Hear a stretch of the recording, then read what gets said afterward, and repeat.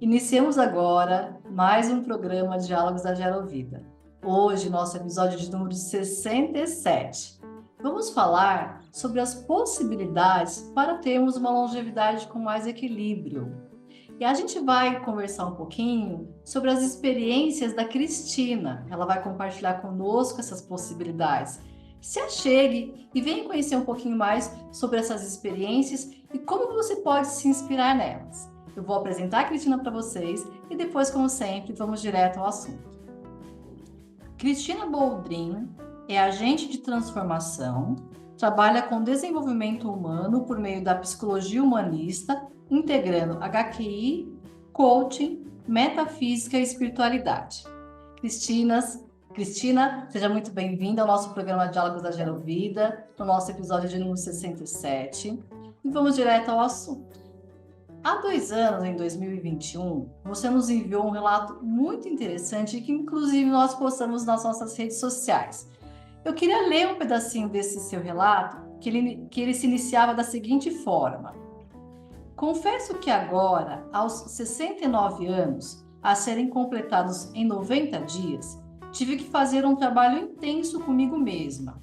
Passei da fase de não acredito que tenha essa idade para a fase de essa regra é geral e pode ser muito boa, com um trabalho intenso de autoconhecimento e revisão de propósitos e valores. Cristina, eu queria então que você contasse para a gente um pouquinho como que foi esse seu processo. Então, Wandinha, primeiro de tudo, gratidão, né, pela entrevista e por se interessar em saber do meu conteúdo, do meu aprendizado.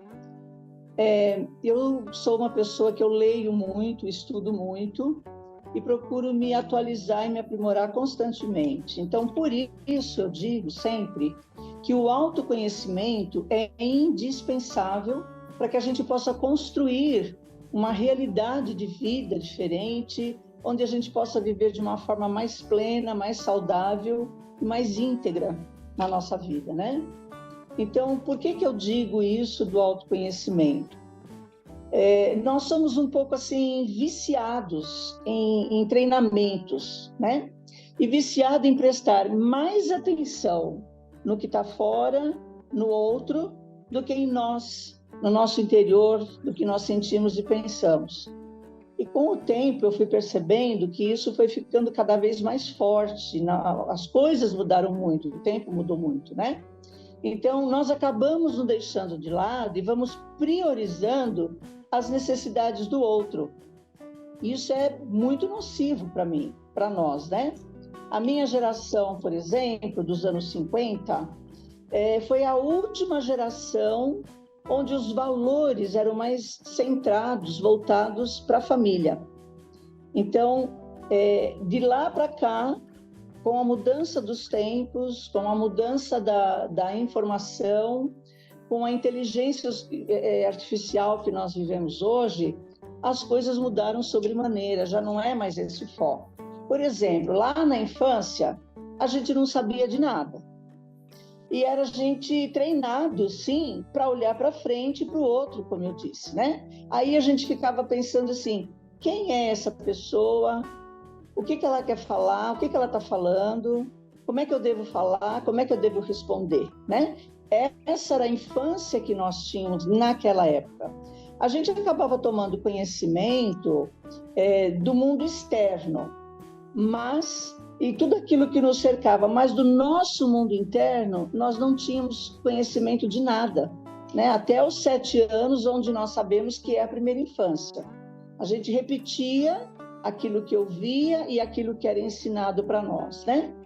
Isso, para mim, tem muito a ver com a convivência familiar, essa fase da infância, né?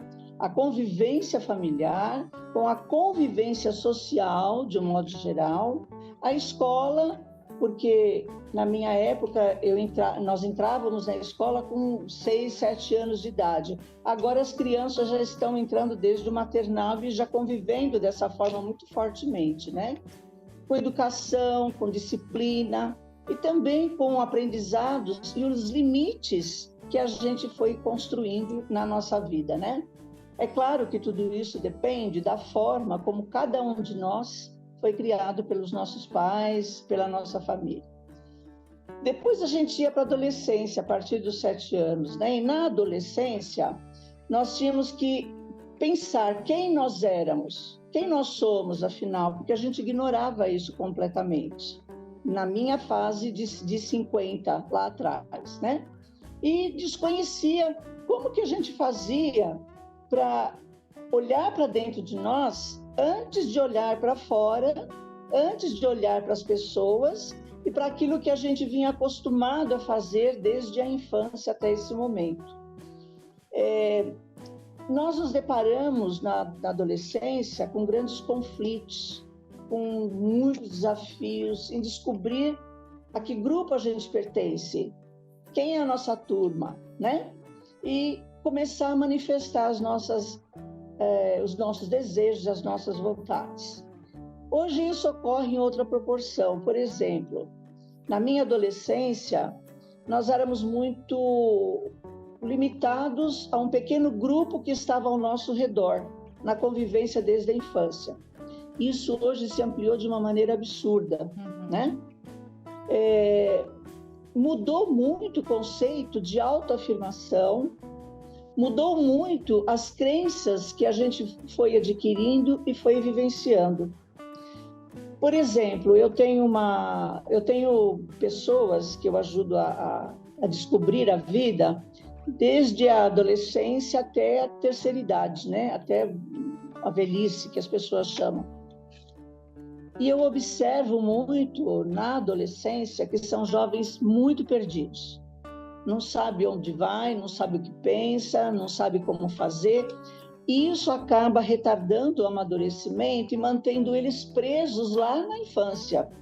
E eu convivo com isso hoje por meio desses clientes, né? Então, na minha geração, nós não tínhamos essa dificuldade, esses apegos, porque a gente já vinha acostumado a ir trabalhar cedo, estudar cedo, ajudar a cuidar da família, ajudar a cuidar dos irmãos, trazer dinheiro para casa. Então, o nosso amadurecimento era muito mais rápido, era muito mais forte do que é hoje na juventude, né? Aí a gente chega na idade adulta, que é a terceira fase bonita da vida. Saiu da adolescência e vai para a fase adulta. A dificuldade hoje é extremamente grande para se fazer isso. Por isso que nós vemos filhos saindo de casa cada vez mais tarde. E muitos ainda acostumados que os pais resolvam as coisas para eles, né? No meu caso, eu tive que sair do faz de conta muito cedo, como eu disse, para ajudar em casa, para fazer uma série de coisas, né? E acabei, por conta disso, também me envolvendo muito cedo num relacionamento. E fui uma pioneira da minha época, né? Porque eu assumi uma maternidade, mesmo não sendo casada, por opção minha. Não quis mais ter esse companheiro, essa pessoa, e eu decidi criar a minha filha como pai e mãe sozinha, né? Isso fez a minha responsabilidade aumentar muito mais. E eu tinha só 23 anos de idade, então eu estava entrando nessa fase aí da maturidade. Mas eu fui aprendendo a lidar com tudo isso na vida. Não tinha muito tempo de alguém explicar, de alguém ensinar. As coisas iam acontecendo, a gente ia ter resolvendo, né? E uma das coisas assim que foi muito doloroso para mim foi ter que abrir mão da faculdade, do curso superior, de viagens, de curtir a vida na minha idade de uma outra forma, né? Porque eu realmente era muito voltada para a família, para minha filha, para essas coisas todas. E aí, o que eu precisei fazer? Ir buscar a parte espiritual na minha vida. Mas eu não queria qualquer parte espiritual, eu queria algo que me possibilitasse estudar como livre docente que eu sou. Então, eu adquiria livros, eu estudava o Evangelho, e eu comprava livros para entender e para compreender isso melhor, né? E consegui, dessa forma, chegar até as práticas da Cabala, que são práticas e ensinamentos muito profundos, muito fortes, e que desobrigam a gente a viver dentro de uma igreja, por exemplo, né? No meu caso, porque eu fazia cursos e aplicava isso de uma forma legal. Então, tudo isso foi me ajudando a superar as adversidades que iam chegando à minha frente e resolvendo sozinha, com a ajuda da espiritualidade, né, e o conhecimento das coisas, o que eu tinha que fazer. Por quê? Eu tenho um lema assim: para colocar a nossa vida em ordem, é preciso reconhecer Deus, reconhecer a existência de Deus e colocar Deus em primeiro lugar na nossa vida. Não é o fanatismo de agir dessa forma, mas ter esse contato com o mundo espiritual de uma forma que todas as dúvidas eu consiga sanar com essa conexão, né? Isso ajudou muito na minha vida. Isso me fez entrar nessa fase normal, que seria a maturidade, um pouco acima da média das pessoas da minha idade, pelas próprias experiências que eu vinha vivendo. Me fez também eu desenvolver valores e propósito de vida muito específicos, muito fortes, né? E com isso eu fui descobrindo cada vez mais as minhas emoções, fui descobrindo os meus potenciais, as minhas forças. E junto com isso, claro, fui percebendo as grandes frustrações e decepções que foram aparecendo e que eu tinha que, de alguma forma, eliminar da minha vida, né? Isso me levou ao autodesenvolvimento e também ao desenvolvimento humano. Como eu tinha que descobrir as coisas, eu fazia isso por meio da espiritualidade, por meio dos livros. E eu conseguia entrar em contato com uma parte de mim e uma parte das pessoas que eu atraía para que pudessem me ajudar naquilo que eu precisava desenvolver. E foi assim que eu consegui resolver uma série de obstáculos para conseguir fazer a faculdade. Eu fiz administração de empresa, né? Na FMU, e foram 4 anos maravilhosos, que eu contei com a ajuda de professores, de muitas pessoas. Também eu fui querer ver o que são valores, o que é uma missão de vida, como que eu posso me desenvolver mais profissionalmente, né? Então, eu consegui ir para as formações de coaching. E eu tenho 3 formações, né? Que eu faço coaching pessoal e profissional, o coaching executivo, que é para empresas e executivos, que particularmente eu não gosto muito de trabalhar, porque eles já têm uma formação voltada para o que eles querem, e eu gosto de pegar a pessoa que não sabe o que fazer da vida e ajudá-las a descobrir um caminho, né? E fui fazer também o coaching de felicidade. Porque uma coisa que me chamava muita atenção é que eu gostava da vida e gostava das pessoas, mas eu tinha uma vida pesada, com muita responsabilidade, e precisava me transformar para descobrir o que é felicidade, como chegar nessa bendita felicidade. E depois, de uma forma muito gratificante, eu pude aplicar isso em muitos clientes que foram aparecendo na minha vida. Teve um caso até que, se você me permite comentar rapidamente, claro, me chamou muita atenção. Ele era um homem casado, tinha filhos, uma família excelente, muito unida, todo mundo junto, todo mundo ria muito. E quando ele chegou para mim, imagina, um homem de 1,90 m de altura, com um sorriso desse tamanho maravilhoso, uns dentes brancos lindos, né? E eu pergunto assim para ele: bom, você precisa do meu trabalho? Em que sentido? Que ajuda você precisa que eu possa te dar? E ele falou assim para mim, bem sério: eu preciso descobrir o que é ser feliz. E eu fiquei olhando para ele, com aquele sorriso que ele chegou para mim, eu falei: como assim? Aí ele falou: sentir isso que você sente, que eu vejo em você, que eu vejo nas outras pessoas, essa vontade de viver, de fazer as coisas, que eu não tenho isso. Eu só tenho isso aqui que você está vendo, o sorriso. Então, se eu não tivesse feito aquela minha formação de coaching da felicidade, eu não poderia tê-lo ajudado. universo vai trazendo a gente, sabe, Wanda? Quando a gente vai estudando, a gente vai se direcionando, a gente vai se abrindo para fazer a nossa melhor versão o tempo todo, a gente vai atraindo do universo tanto as coisas que a gente precisa saber e estudar, como as pessoas que virão para a gente aplicar tudo aquilo, né? E foi realmente maravilhoso, porque com tudo isso, eu fui me percebendo como uma pessoa que ajudava os outros a se transformarem.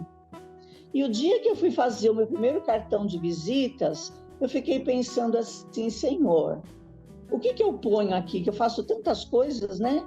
O que eu ponho aqui? E meu marido ouviu e disse assim, agente de transformação, é isso que você é. Você consegue fazer a gente se transformar pelo que você fala, pelo que você faz, pelo que você estuda, pela sua disponibilidade. Falei, ótimo, é isso aí, gostei do nome, vou colocar lá, né?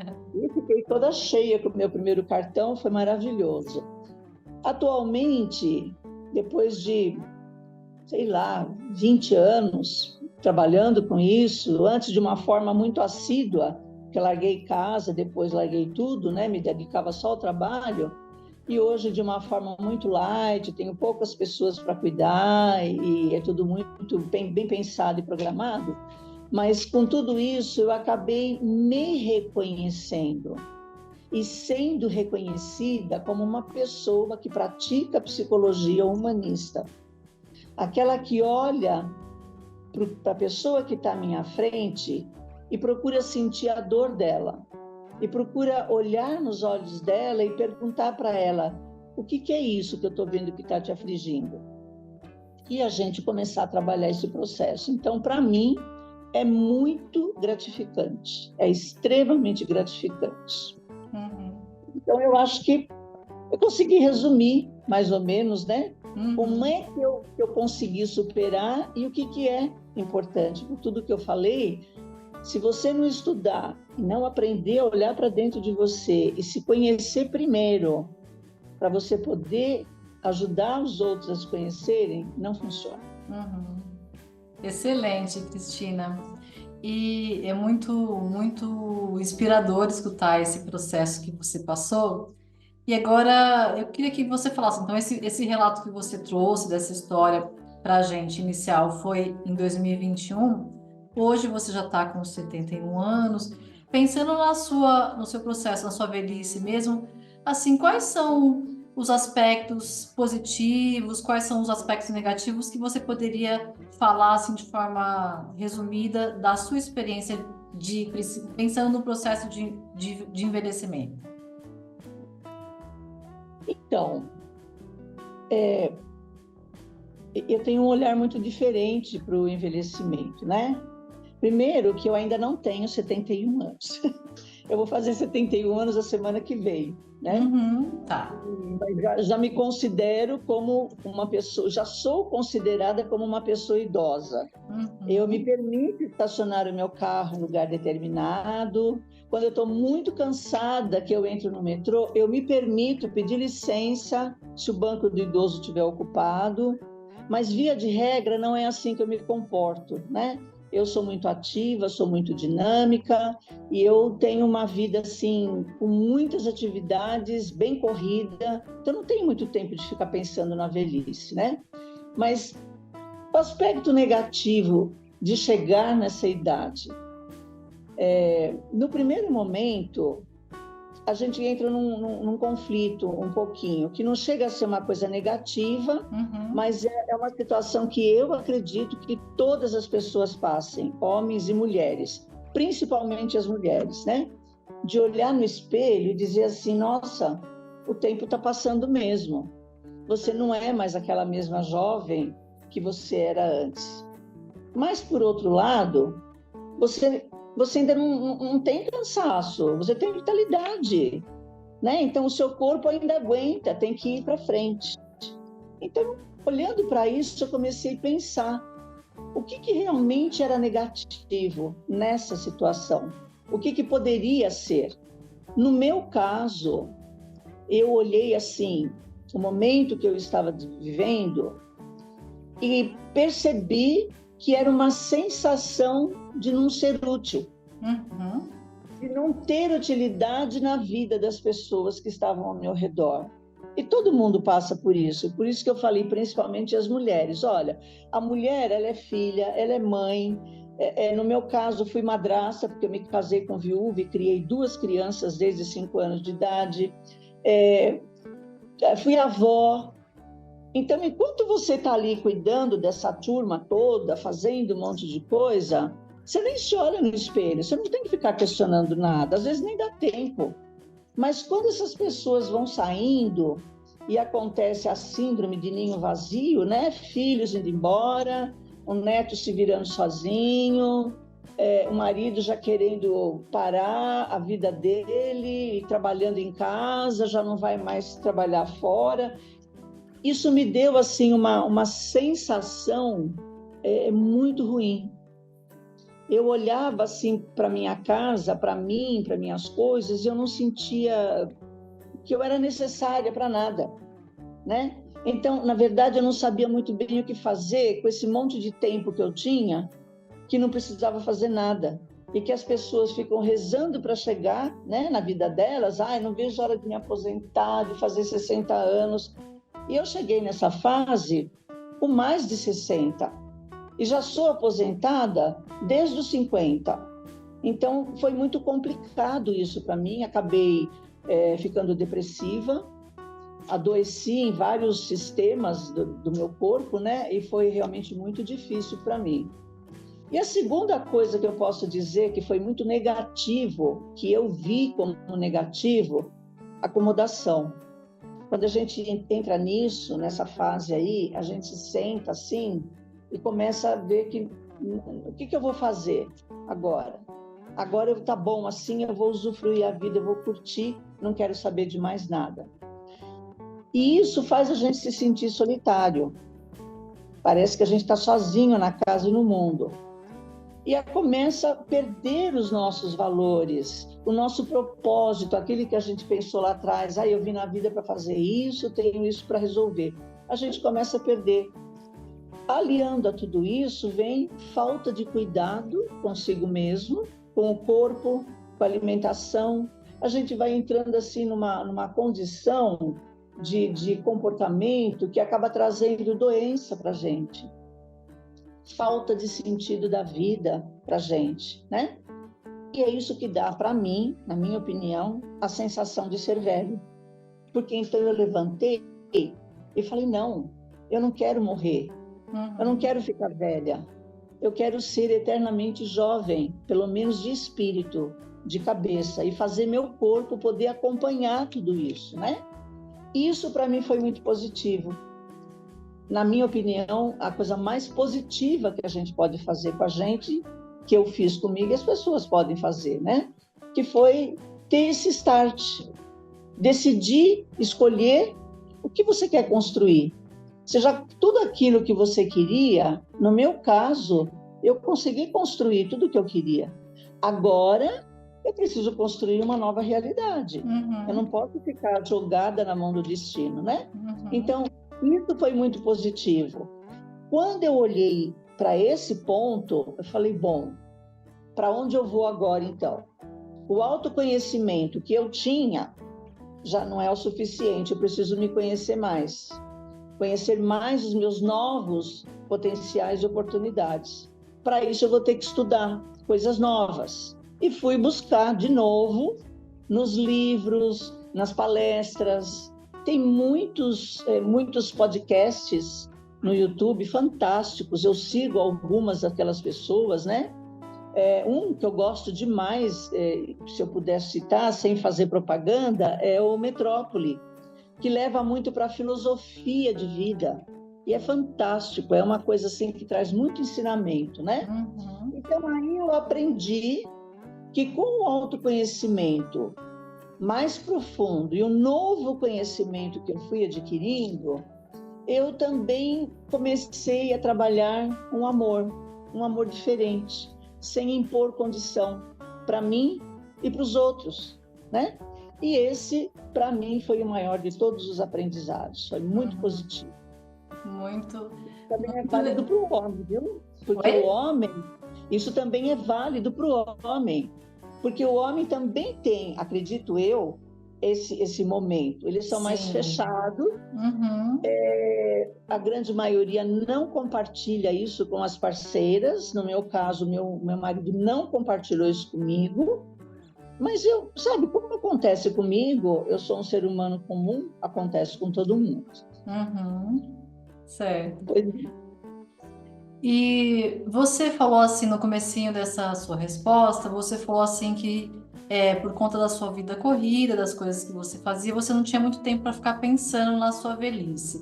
Mas assim, quando você estava ali na fase adulta, 40, 50 anos, você chegou a não pensar assim, parar para pensar, mas imaginar assim, olha, de modo geral, eu vou viver com 60, 70, 80, 90 anos. Será que eu preciso mudar alguma coisa na minha vida, inserir algum comportamento para que eu possa ter uma longevidade com mais equilíbrio? Teve alguma coisa nesse sentido? teve uma coisa muito forte, muito boa a sua pergunta. Eu construí uma família de 5 pessoas que já vieram todas crescidas e prontas, né? Como eu falei, eu me casei aos Uhum, 34 anos, eu já tinha uma filha de 14, o meu marido era um viúvo há 5 anos, pai de uma menina de 4 anos e de um menino de 5. Nesse período, um ano depois do casamento, ou 2, a minha mãe ficou viúva e ela teve diversos problemas que teve que resolver e eu a trouxe para morar comigo. Ficava mais fácil para mim trazê-la para viver comigo, e eu adorava a companhia dela e ela a minha, do que eu ter que ir todos os dias à casa dela, porque ela uhum, começou realmente a ter uma saúde mais debilitada. E naquela época, a Wanda, ela tinha mais ou menos uns 60 e poucos anos. Foi a primeira vez que eu olhei para uma pessoa que eu amava muito, muito parecida comigo, e pensei, eu não quero ser como ela amanhã, uhum, né? Viver na dependência de filhos cuidando, viver na dependência de médicos cuidando, viver como ela vivia. Então eu a trouxe para morar comigo e foi, nossa, eu acho que um aprendizado assim que não tem tamanho. Porque além de eu estudar e buscar o conhecimento, né, para me aprimorar no autoconhecimento, eu proporcionei isso para minha mãe. E eu a fiz perceber, é muito louco o que eu vou falar, mas eu a fiz perceber que a doença a gente constrói. E se ela continuasse sendo resignada como ela era, diante da vida, diante de todas as coisas que aconteciam para ela, que ela ia definhar e ter problema de saúde cada vez mais. Ela precisava aprender. Na Cabala tem um ensinamento muito bonito que diz assim: nós temos que vencer o anjo da morte. Então, eu falava para ela, mamãe, você tem que aprender a superar tudo isso. Não ser tão resignada, né? Resignação é uma virtude, mas quando é excesso, é um mal. Aí eu comecei a pegar os meus livros e ler para ela, porque ela tinha um glaucoma num nível muito alto, não podia ler. Eu comecei a trabalhar exercícios com ela de cromoterapia, de tudo que eu estudava. Fazia análises com ela, né? Punha músicas, meditação, uma série de coisas que eu aprendia na espiritualidade. Wanda, ela foi se transformando de uma tal maneira. Eu levava minha mãe na época para se tratar no Hospital das Clínicas. E eu era muito conhecida lá, porque o tempo que eu levava minha mãe, e ela ficava, às vezes, em cirurgia, internação, né?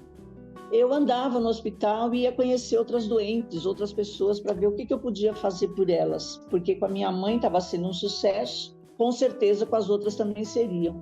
E os médicos dela diziam assim para mim, Cristina, não sei o que você está aprontando com a sua mãe, mas continua que tá bom. Ela uhum. está melhorando. E eu olhei para aquilo e falei, gente, é esse o pulo do gato. É isso que eu tenho que fazer comigo e começar agora. Eu não tenho que fazer isso só para o outro, eu tenho que fazer para mim, olhar para mim. Aí eu posso dizer para você que eu mudei a minha forma de alimentação. Eu não faço academia, mas comecei a fazer yoga, que eu gostava muito. Comecei caminhadas diretas, mas direto. Eu tinha uma estrutura para caminhar maravilhosa. Isso foi me dando elasticidade e uma série de coisas boas, né? Então aí eu falei, pronto, a minha mãe, dos 60 e poucos, quando nós começamos esse trabalho, ela faleceu com 85 anos, saudável do ponto de vista médico, não dava para tirar tudo aquilo que ela construiu, mas ela teve uma qualidade de vida excelente, né? E só disse um dia para mim assim, filha, você deixa eu ir embora? Eu acho que eu já fiz tudo o que eu tinha que fazer aqui. Eu falei, por favor, mamãe, fique à vontade. E ela foi. E eu falei, é isso, a vida é simples assim, a gente não pode dificultar muito. Super, super bacana, viu? Eu acho que esse aprendizado de olhar para um futuro que pode ser uma possibilidade, mas que você não concorda com esse futuro, e aí empreender ações na sua vida hoje para chegar nesse futuro de uma forma muito mais equilibrada. Muito bom, Cristina.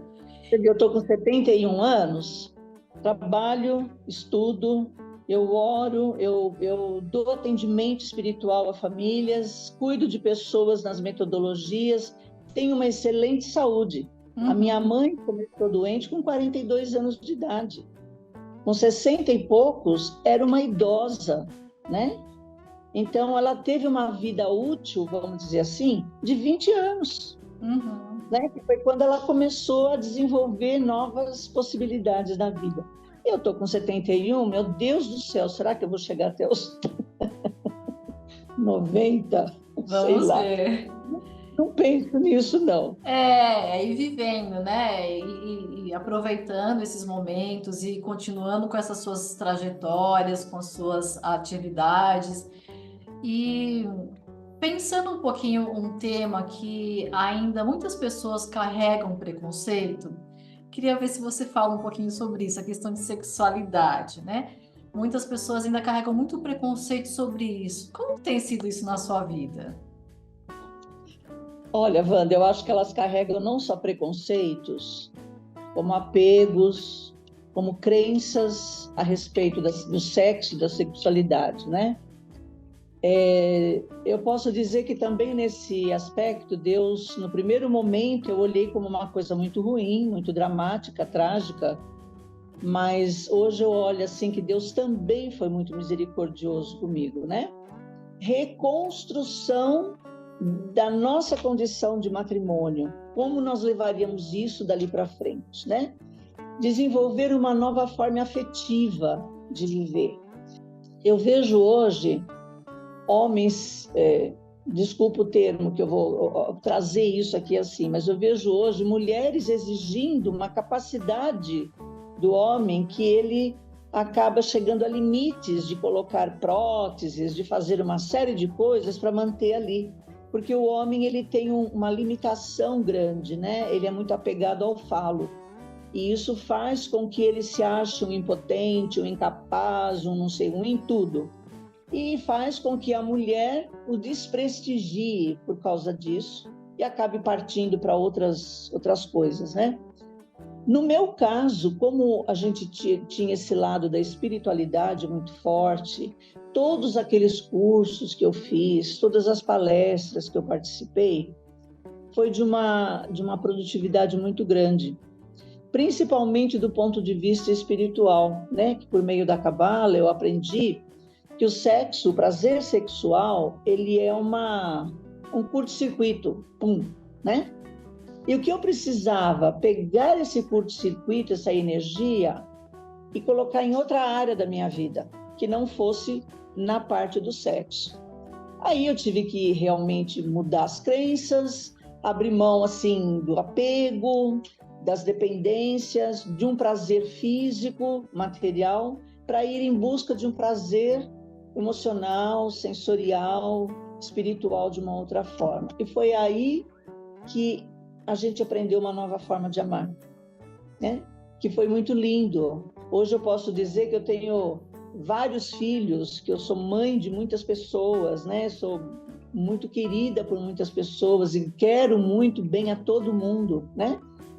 Me fez desenvolver uma humildade muito grande, a ponto de eu olhar para todas as pessoas como filhos de Deus, semelhantes a mim, e eliminar um pouco essa coisa do julgamento, da crítica, né?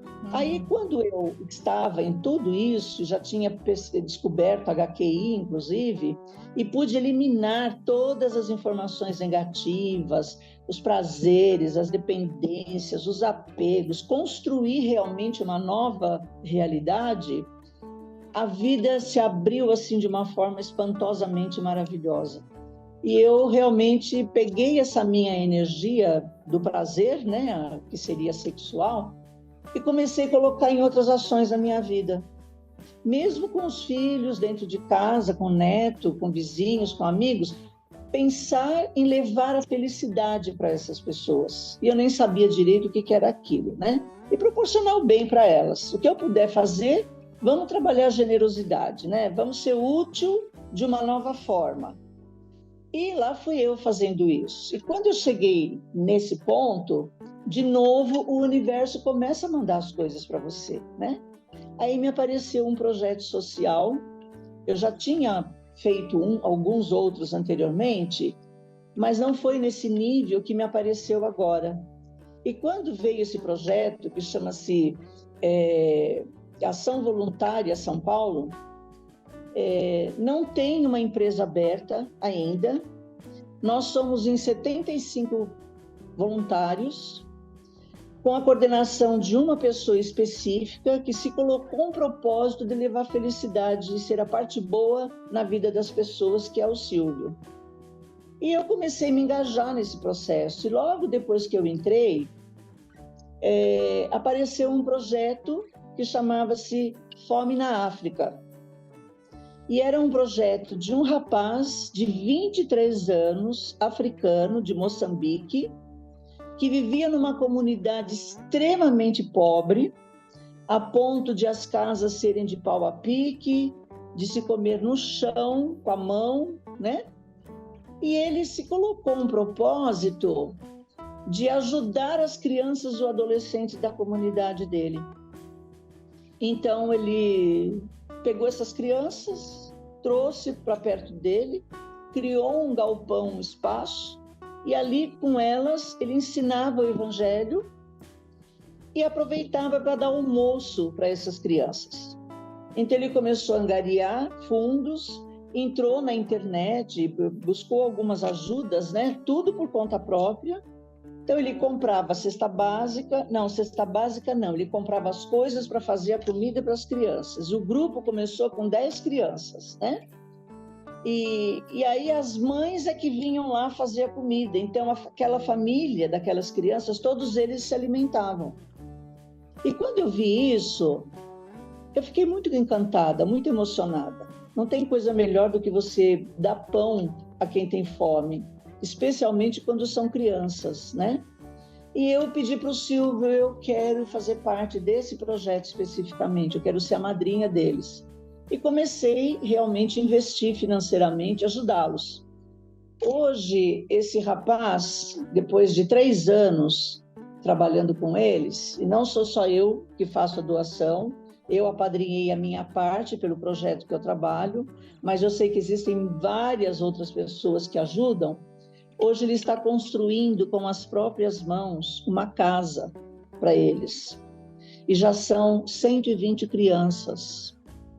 E hoje ele já consegue dar cesta básica para todas as famílias daquela comunidade. Olha, eu acredito que não tem um prazer maior do que esse, né? Essa ação também ajuda pessoas de rua, instituições de criança, adolescente, que estão precisando de várias coisas, asilos, né? tudo por nossa conta. A gente se une, sai arrecadando, sai buscando. Agora mesmo, eu estou com um monte de caixa aqui, que nós conseguimos 300 panetones para o Natal. E eu que sou incumbida de receber, contar, catalogar, distribuir para essas pessoas, né? Claro que com tudo isso, essa parte da libido, da sexualidade, nem penso mais nisso, a gente deu um outro sentido para a vida, né? E há 2 anos, por orientação dos meus mestres espirituais, eu fui para a Igreja Messiânica, porque eles têm práticas materiais muito fortes e muito diferenciadas, e a prática do Jorei, porque eu tinha muita necessidade de continuar o meu trabalho espiritual com as bênçãos, né? E o Jorei é isso, é você receber a luz divina e passar isso para as pessoas. E é maravilhoso a gente ver as pessoas entrarem no Jorei Center, e mesmo nas casas, porque eu atendo algumas pessoas nas casas que elas moram, né?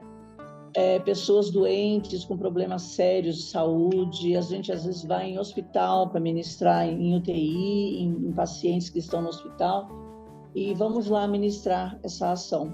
Recentemente aconteceu até um fato bem pitoresco. Teve um acidente com um ônibus na entrada do solo sagrado. Sim, sim. Morreram, acho que 1 ou 2 pessoas, e a grande maioria ficou muito ferido. E foram todos levados para alguns hospitais da região. Nós, messiânicos, temos essa prática do amor altruísta, nos colocarmos no lugar do outro e procurar fazer o bem e levar a felicidade. Muitos messiânicos se mobilizaram para ir nos hospitais ajudar essas pessoas, depois continuar na casa delas, ajudando até que elas tivessem alta médica. Isso chamou a atenção de uma tal forma num hospital público lá de Campo Limpo, que eles quiseram saber o que era isso que a gente fazia, que estava fazendo as pessoas se levantarem da cama com tanta facilidade, né? E quando a gente começou a explicar o que era, então eles pediram se a gente não podia estender isso para o hospital. E foi feito muito trabalho de ministração de Jorei em todas as alas do hospital, e foi assim, muito, muito bom para nós, né? Porque com essa prática é uma coisa aparentemente material, né? Mas você está polindo a sua alma, ajudando os antepassados nossos, dos outros, polindo a alma dos outros e desenvolvendo as virtudes que a gente precisa, né? Então, este é o meu olhar em todas essas fases que eu falei, da infância, da adolescência, da maturidade e da velhice também. Se as pessoas pegarem isso e começarem a replicar, né? Teve até um filme que chamava A Corrente do Bem. Se as pessoas começarem a replicarem isso, nossa, a gente vai viver num paraíso aqui na Terra, com certeza. Excelente. E para a gente ir finalizando, Cristina, se você pudesse, é claro que todas as suas falas, as suas experiências, os seus relatos já é aí algo que fique como dica, como conselho, mas só para sintetizar, para dar um final, um grande finale, né? Se você pudesse, se você precisasse dar um conselho para que as pessoas pudessem viver melhor as suas vidas, o que você diria para as pessoas que estão nos assistindo? Olha, a primeira coisa que eu descobri muito cedo por mim mesma, que eu tirei de mim e olho que 99% das pessoas ainda utilizam, é uma crença negativa muito poderosa de que a vida é uma luta. Tem muitos leões para matar por dia. E isso é só uma crença, é mentira. Se a gente tiver um olhar bom para a vida, ela é maravilhosa, ela é cheia de possibilidade e oportunidade. Nós é que temos que aproveitar tudo isso, né? E quando a gente começa a viver dessa forma, a gente começa a dizer sim para tudo de bom que a vida dá. E quanto mais a gente diz sim, mais a vida nos oferece, né? Eu costumo dizer para os meus clientes que tudo aquilo que eu dou, o universo retribui para mim em dobro. E isso é uma grande verdade, né?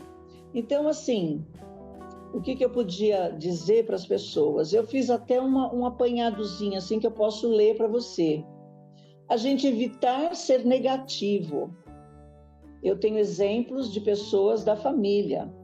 Tudo que vai acontecer, primeiro eles olham que não vai dar certo, que não é possível, que não vai acontecer, né? Então, eles sempre dão primeiro o start do olhar negativo. Então, nós temos que evitar. Negar o que é verdadeiro. Tem coisas na vida que são fatos, estão ali acontecendo. A gente tem que trabalhar a inteligência e olhar, está acontecendo, eu tenho que aceitar e resolver isso. Eu tenho que solucionar esse problema. Não é criar mais dificuldade, né? E começar a abraçar aquilo que é verdadeiro e não o que é ilusão. Porque muita gente ainda vive de ilusão, né? Então, para você conseguir evitar o negativo, negar o que é verdadeiro e só abraçar o que não é, o que é verdade, você precisa parar de ser crítico, precisa parar de julgar as pessoas e as situações, parar de olhar para o outro, para fora e buscar dentro de você o que tem de bom lá, né? Para isso, você vai buscar conhecer Deus, que quando a gente começa a viver assim, a gente começa a se conectar com Deus. E aí Deus não é mais aquele homem velhinho, de barba branca, que mora lá longe no céu. Ele está aqui dentro do nosso peito, dentro do nosso coração. E ele vai andar com a gente onde a gente for o tempo todo, onde quer que a gente vá. A gente acaba pondo Deus dessa forma em primeiro lugar na vida, em tudo, né? Eu tenho por base eu mesma. Nada faço na minha vida sem antes perguntar para Deus, Senhor, o que o Senhor quer que eu faça com essa situação? Se o Senhor estivesse aqui no meu lugar, o que o Senhor faria com essa situação? Me ajude a resolver isso da sua maneira, não da minha, né? E ao mesmo tempo que eu faço isso, eu utilizo muito a prática das perguntas. E quando eu falo isso para as pessoas, elas dão risada, mas quando elas começam a pôr em prática, elas veem que é verdade. Tudo que está acontecendo, até as coisinhas bobas, bobeirinha que a gente perde em casa, esquece em algum lugar, para. Em vez de ficar se lamentando, lastimando, procurando, se batendo, a gente tem que parar, se acalmar e perguntar: Senhor, aonde está tal coisa? O que é que eu tenho que fazer agora? Como que eu resolvo esse problema? E espera 2 minutinhos, pum, a resposta vem. E a gente vai lá e faz com tranquilidade, né?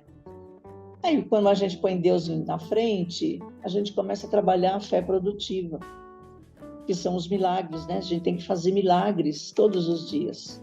As pessoas dizem, a vida por si só já é um milagre. É verdade, ela é um milagre. Mas se eu não trabalhar essa fé produtiva todo dia, a qualquer momento ela vai deixar de ser um milagre para ser um peso, para ser um sacrifício. Então, a fé produtiva é aquela que faz a gente construir um mundo novo, uma vida boa para a gente. E é isso que a gente tem que centrar, né? E depois de tudo isso aí, desses conselhos todos, a gente tem que aprender a usufruir a vida que a gente construiu, que muita gente esquece. Fez tantas coisas maravilhosas, criou filho, fez isso, fez aquilo. Aí fala assim, tô velho, sente e encosta, acabou tudo, né? Então tem que usufruir de tudo aquilo que construiu, olhar para isso com alegria e falar, nossa, que maravilha, eu fiz tudo isso, com a ajuda de Deus, mas eu fiz tudo isso. Vou começar a usufruir. Isso faz a gente ser uma pessoa mais leve diante da vida, diante dos obstáculos, né? E faz a gente ser uma pessoa melhor a cada dia. E quando a gente chega nesse estágio, a gente descobre o que é felicidade. É isso. Excelente. Muito bom, Cristina, muito bom. Acredito que todas as suas experiências, as suas falas, ela pode inspirar aí muitas pessoas que estão nos assistindo, que possa aí, olhar e se inspirar para que possa caminhar um pouquinho com mais equilíbrio. Então, agradeço imensamente o seu tempo, a sua disponibilidade, e você ter conseguido parar um pouquinho para compartilhar a sua experiência de vida com a gente. Nossa, sem dúvida, foi um privilégio para mim. Eu já falei, foi um privilégio. Eu fiquei muito feliz com o convite. Tá? E tem um lembretezinho para o final, né? Ótimo. Que eu coloquei assim: todo mundo fala mente são, corpo são. Não é verdade que é só isso. É mentes e coração sãos. Corpo e vida sãs. Se não tiver esse quadrilátero juntado aí, ó, não funciona. Tá ótimo, então, Cristina. Agradeço mais uma vez. E encerramos nesse momento nosso episódio 67 do Diálogos da Gerovida, desejando a todos vocês, desejando a você que está nos assistindo, um excelente final de ano. Nos vemos no próximo Diálogos da Gerovida. Até lá! Até lá! Agradecemos por ter assistido o nosso programa até o final. Se você gostou desse episódio, dê um like, deixe seu comentário e compartilhe com quem você acha que se beneficiaria com esse conteúdo. Aproveite para se inscrever no canal da Gerovida e seguir nossas redes sociais. Conheça também nossos cursos e atividades por meio do site da Gerovida. Conte sempre conosco!